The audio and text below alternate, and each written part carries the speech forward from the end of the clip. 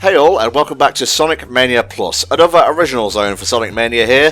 One of my favourites, actually. I'm a big fan of Press Garden, because how many times can you say that Sonic went through a printing press and then went to, like, a frosty geisha garden sort of thing? You can't. It hasn't happened before in a Sonic game.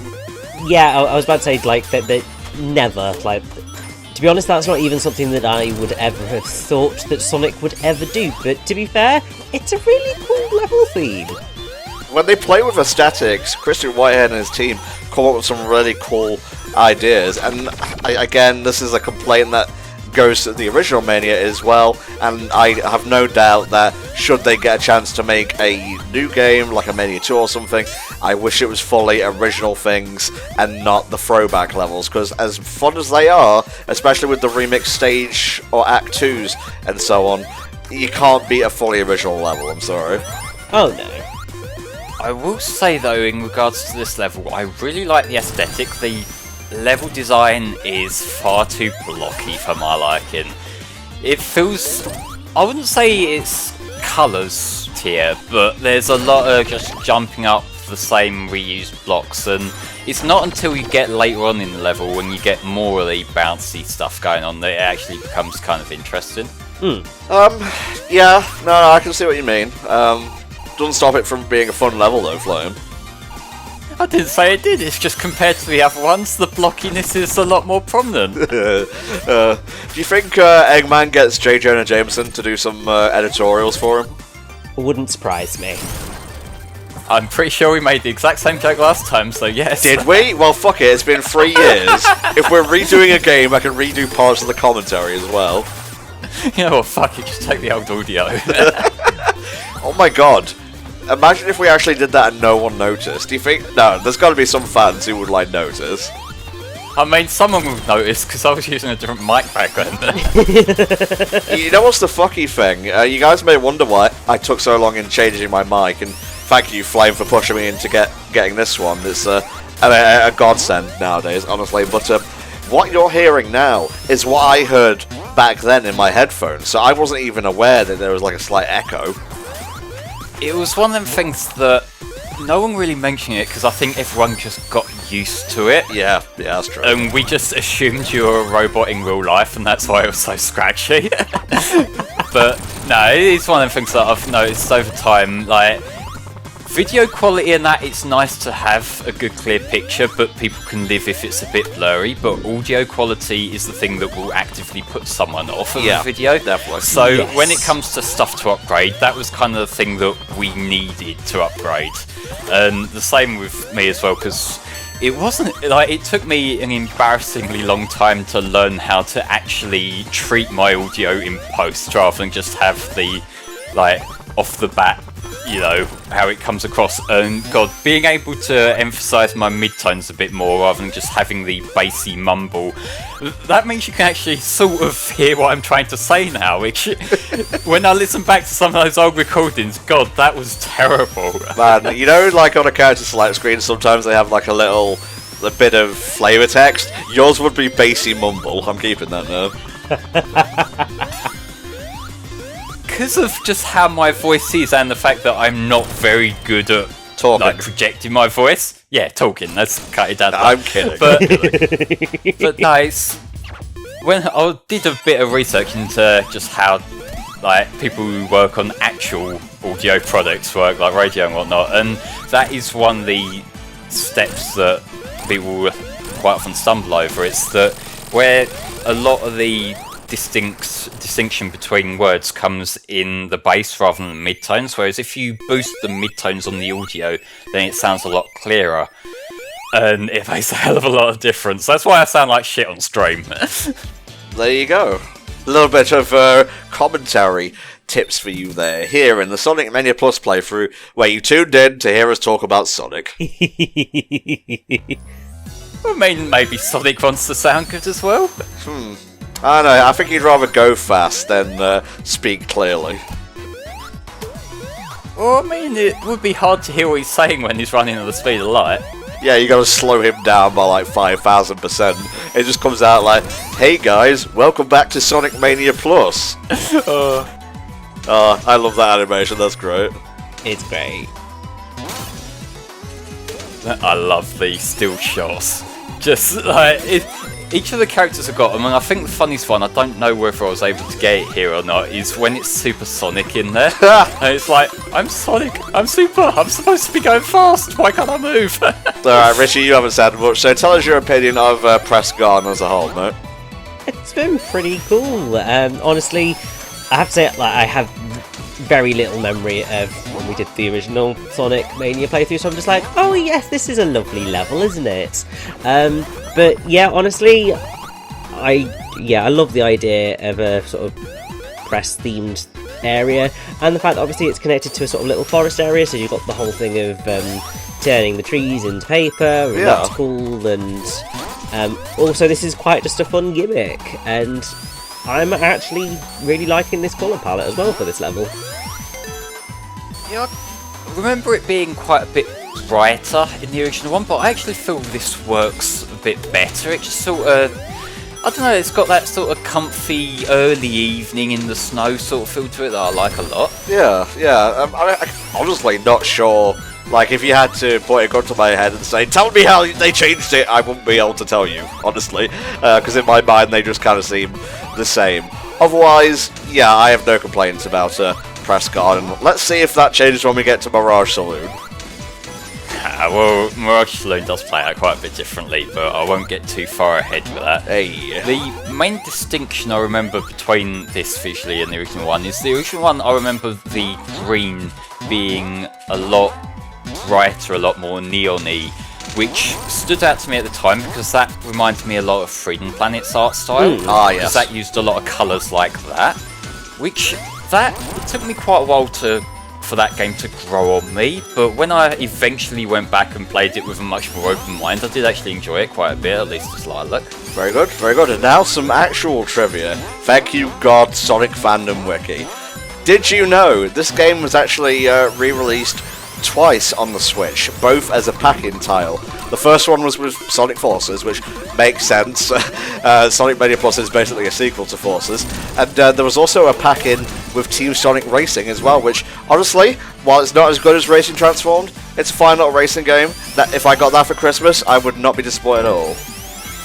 I like Team Sonic Racing a fair bit, although it is one of them ones where it shows that it's a much lower budget, lower development time version of All Stars Racing Transformed, and that's not just because of the other vehicles either. It is like just the area designs, they've reused a few and they just don't feel quite as interesting overall. Reminder, there was a lot of Shinobi sound effects in that boss fight. I suppose the other thing, I've not played Sonic Racing Transformed or Sonic Team Racing, but looking at it, it did feel like a step back in some ways, because obviously it was going from all the characters under the sun in Sega to let's just bring it back to just Sonic, and it's just like, oh, that just feels like you sort of... It's like, I suppose, going from Mario Kart 8 back to, say, Mario Kart 64 in terms of like character options and so on. That comparison doesn't really make sense from a gameplay point of view, but I get the point you're trying to make here. Yeah.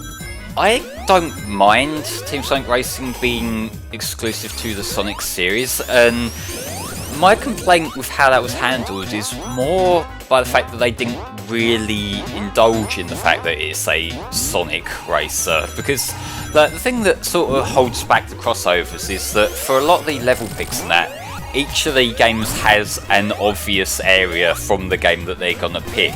Whereas if you focus on one, you can sort of reach in a bit deeper and pick some more like obscure ones, which they had Sandopolis, but other than that, a lot of the level picks were ones you would guess, so they didn't really lean in on that as much as I would have liked. There's also the aspect of, well, you know, the All-Stars franchise kind of died for Team Sonic Racing now, because they're probably not going to go back. Hey, there's a Greek Roman helmet in the background. What's going on there? I don't actually know if that's meant to be some kind of Sega reference or not. It might be something really obvious that I'm not clocking onto, but it might also just be a bit of decoration. I want to say Argonaut for some reason, but I'm not sure why I wanted to say that. But I will say, you know, Team Sonic Racing may have replaced the All-Stars franchise, but it's not as bad as Deus Ex being put to pasture by fucking Cyberpunk 20 whatever. Yeah. Oh god, we've only got 5 minutes. We ain't got time to go into the Cyberpunk discourse. That's all I wanted to say. It's just the comparison. Thankfully, I don't think any of us need to enter into that discourse because it's basically all already been said. Oh, I will when I get the chance because it's very fun discourse, but still. You're such a shit. But you know, at the same time, I can't blame you because they kind of brought it on themselves. Well, there's that, and also the fact, like, my mentality over the last few years when it comes to video game discourse, and just discourse in general, is it's gonna happen, it's gonna be put in front of me, no amount of unfollowing or muting or whatever is gonna stop that. So I can either get angry or annoyed, or I can see the funny side of it and have a good time. And I come on the internet to have a good time. Fair enough. That puts into question why you hang out with me. I haven't really figured that out yet, but... Well, see, the thing is that your Steven Universe shit is... It's just another level, and I don't really understand a lot of it, so it kind of just becomes background noise. Yeah, and also, like, when you tell me, no, I don't want to watch it, no, I will not indulge, I'm like, okay, that's fair. Because, you know... If you simply say, no, I'm not interested, that's not the same thing as what people who go into fucking threads on Twitter to shit on, like, the people who make it is, you know? Well, maybe if it wasn't such a racist show, they wouldn't have to. Nope, not taking your bait! Not taking your bait! Oof, yes, that's bait, that right there. Tasty bait. Ray is fucking huge, I only just noticed. Yeah. Is he huge or is Tails short? Ugh. Probably both, to be fair, but still. This is the epitome of the 5'11" versus 6 foot meme. Also, adore this transition, it's amazing. It is. As someone who absolutely adores Sonic CD, I am so happy. And yes, we get this colour scheme, which is beautiful. Mm-hmm. Which future is this colour scheme based on exactly? This, I believe it's... I think the bad future? Yeah. I could look this up. Yeah, you can. While you do that, I will say that while I have Ray here, and you can do some really cool shit with Ray by doing this, I'm not going to pull it off as well as some people do, and I would recommend watching Cyberman 65's run of this level on Encore mode. Fair. Because he pulls off an amazing flight, like just all the way through the level, and it is amazing to watch. That video was what made me truly appreciate Ray being in Mania Plus. It's always really cool when you can see people pull off those particularly phenomenal feats in game. One of the things that actually I've not begun to really appreciate, but something that IGN of all places actually has started doing is they get developers in to react to speedruns of their games, and it's really fascinating to watch them sort of go, oh god, I didn't fix that. Oh dear. Oh, well, that's your fault. That's true. That is a pretty good series. I wish they had better mics though. Agreed. Probably could also do with a little bit better editing and so on and so forth. But these things happen. Also, the colour scheme is very clearly based on the bad future. Yeah, there we go. Which is the bad future that I like because that's the one with the best music. Fair. I know, I'm kind of partial to NTSC Good Future myself. I'm not that big on that. I prefer the Japanese-European soundtrack. That's fair, they're both great soundtracks. I don't know why we have to fight over them. Because it's fun. I guess. I'm going to just say, the joy of, you know, Super Ray here, just standing there, just going, yeah, what of it? Just a casual reminder that Sonic CD is the best classic Sonic. No, 3K. You're wrong. 3K, I'm right.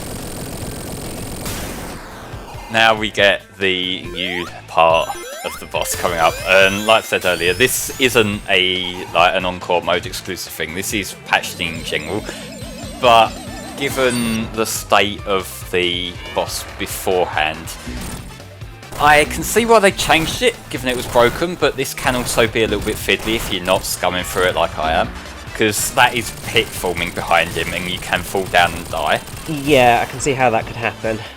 You might not know it, but that is a reference to something. He was red in Knuckles Chaotix. He's actually the final boss, but hey, he still looks good and blue, baby. There he does. Alright guys, that'll do it for this part of Sonic Mania Plus, so once we go over here, he's making the Titanic Monarch, and oh look, we're out of time, literally. See you next time for more of Sonic Mania Plus.